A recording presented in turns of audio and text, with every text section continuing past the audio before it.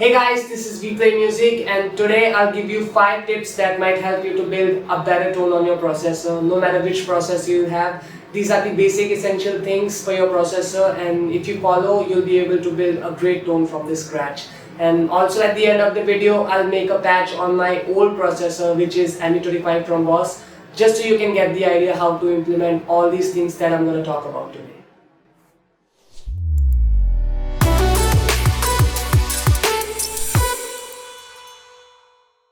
Before we get right into it, I just want to talk a little bit about what are digital processors and how they work basically.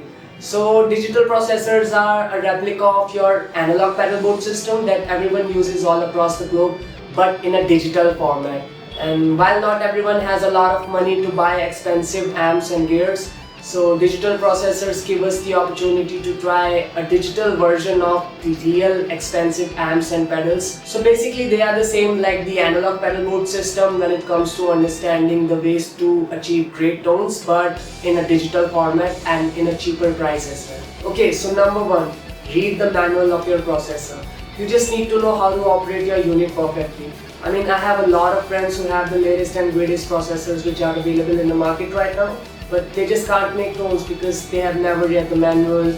They just don't even know which knob does what kind of changes in the processor. So you see, these are the basic essential things that you need to know about your processor. And once you know it, making tones is a really less time taking process and easy as well. Okay, so number 2, understanding the analog pedal board method. All the digital guitar processors are based on the analog pedal board method, and understanding the signal chain and which effect should come first in the signal chain and which should later. All these small little details make a huge difference on your tone. For all those who don't know what a signal chain is, so signal chain is basically the order of all your pedals in between the guitar and the amp.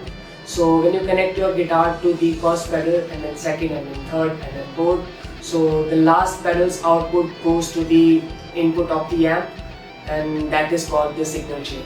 So there are some sort of rules that people use when it comes to ordering all the pedals in the signal chain. So the first types of pedals that you need to use in the signal chain are your volume pedals, your wah pedal, and then you add a tuner.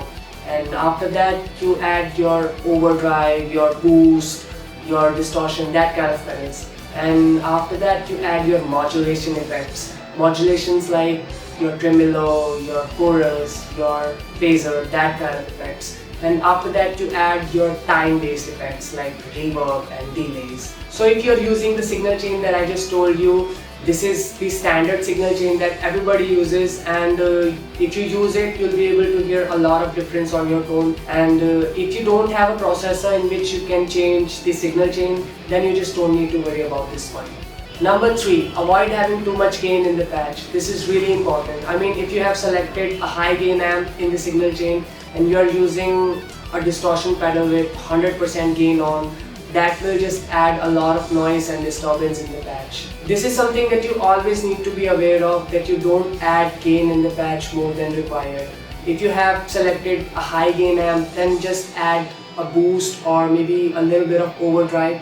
And if you have selected a crunch or maybe clean kind of amp, then you can add a high gain distortion or maybe overdrive or boost. You can implement all these kind of things. But if you are adding a high gain distortion with a high gain amp, this is gonna create a lot of noise and disturbance in your tone, and that's just gonna make your tone sound noisy and muddy.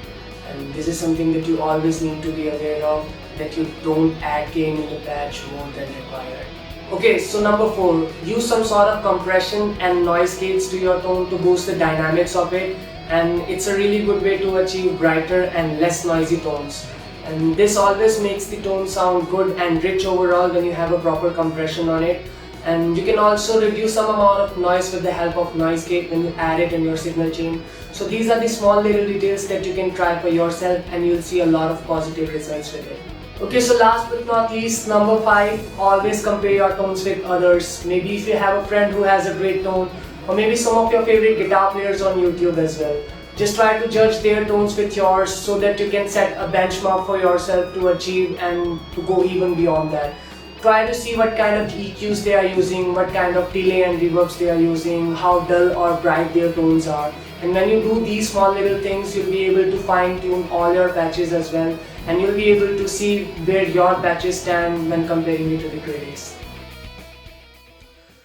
Okay, so I made some couple of patches in my old processor, which is MA25 from Boss, as you can see, and I also made a track using these patches that I made in this, and the link of that would be in the description if you want to check it out. So I'll start with a crunch patch which sounds like this.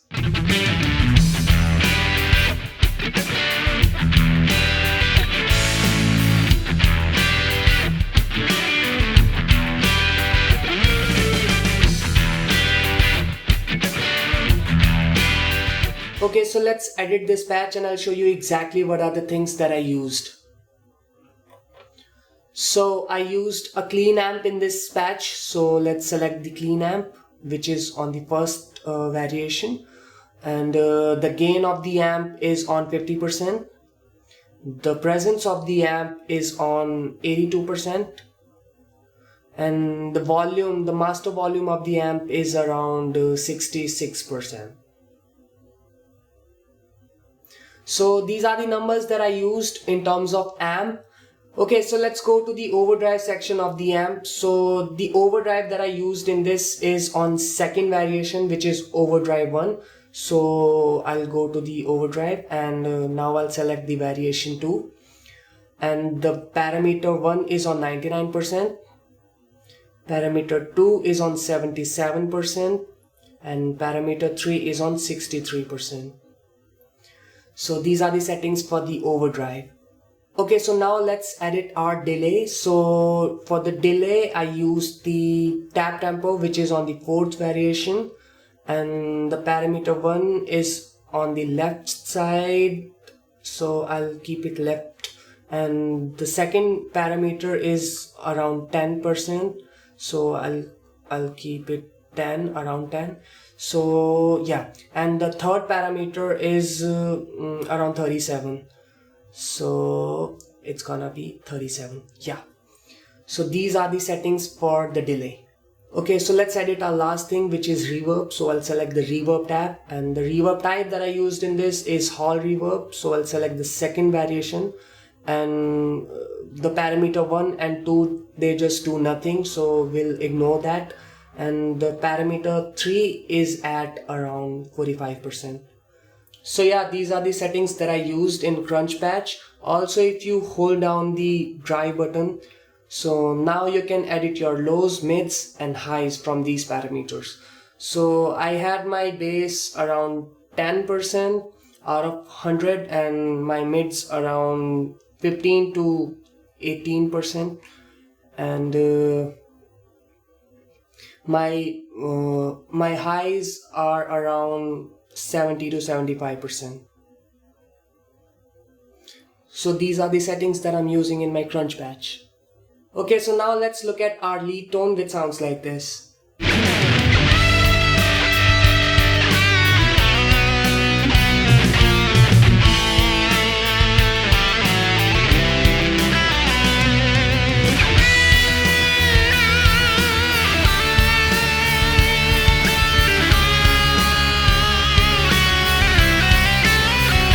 Okay, so now let's edit our lead tone so that you'll know how I made this patch.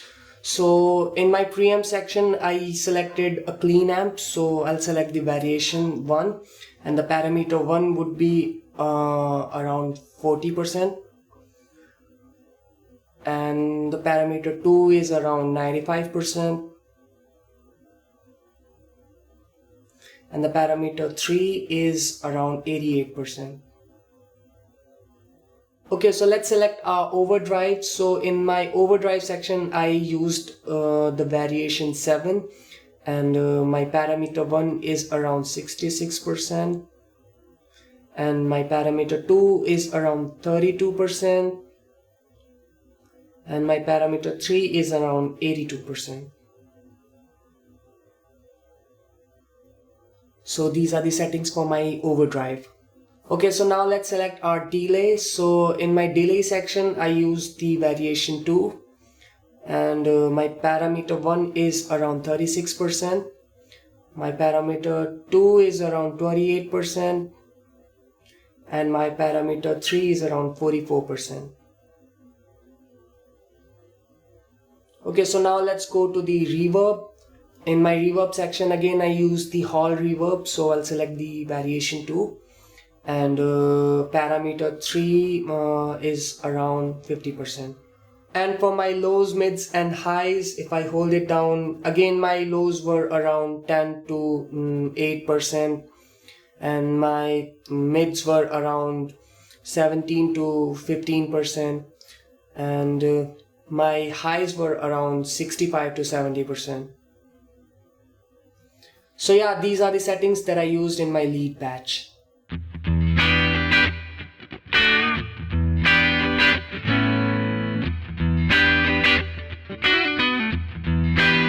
Okay, so let's quickly look at one of our clean patches. So in my clean patch, there is nothing much to show. I used my preamp variation 2, which is twin.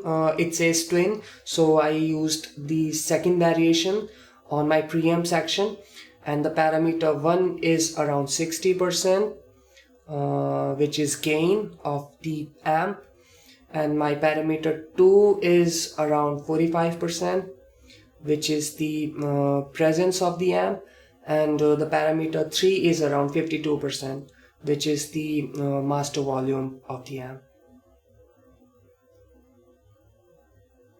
So yeah, these are the settings for the preamp. Now let's go to the overdrive section. So in our overdrive section, I used a simple boost, which is on first variation. So I selected my first variation. The parameter 1 is around 35%, and my parameter 2 is around 74%, and my parameter 3 is around 50%.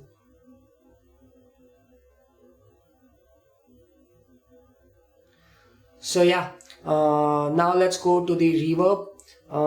In my reverb section, again I use the hall reverb, so I'll select the variation 2, and my parameter 3 is around 38%.